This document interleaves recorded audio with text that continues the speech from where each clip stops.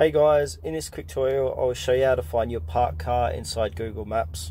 Please make sure to watch this video to the very end so you don't miss out on any important information and make any mistakes. In saying that, let's dive in.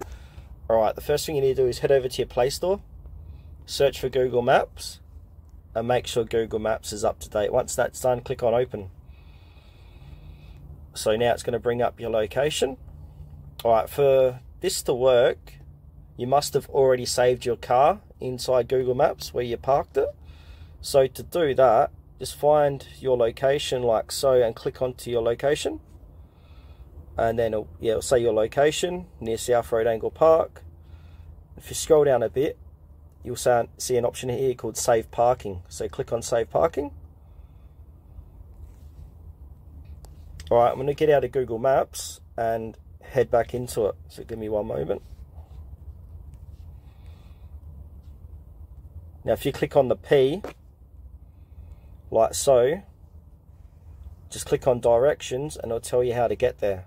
Obviously I'm parked right here, so literally I'm right at the spot where I'm making this video. But if you're on a different location, you'll be able to easily find where you park your car.